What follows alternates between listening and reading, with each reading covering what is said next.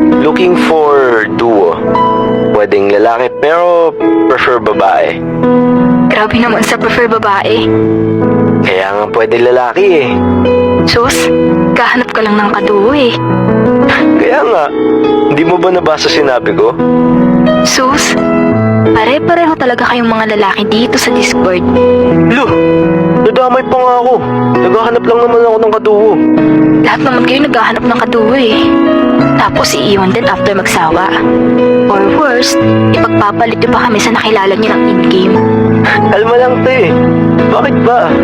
Iniwan ka ba ng kaduo mo? Wala ka na dun. So, pwede ka ba maging duo? Lo, anong kunik? Naghahanap nga ako ng kaduo. Eh, bigla ka naman nag-reply. So, gusto mo ba ng kalaro? Laro lang ah. Oo naman. Sige, one game lang. Dami pang sinasabi no? Makipaglaro din naman pala.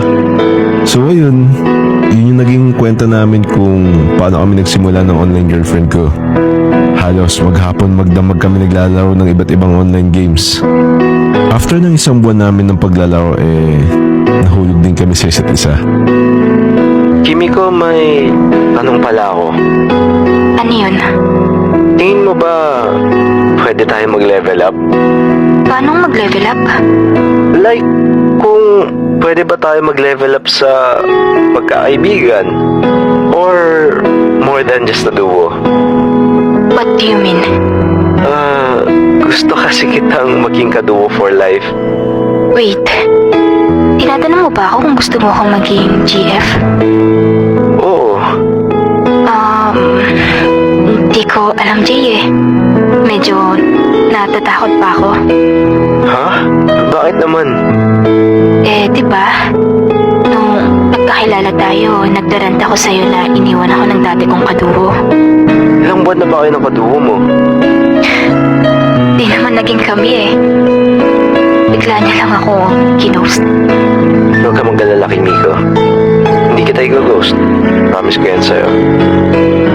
Di ba ako masasaktan sa'yo? Trust me.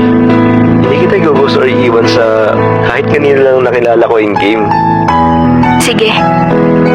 What do you mean, sige? Sige.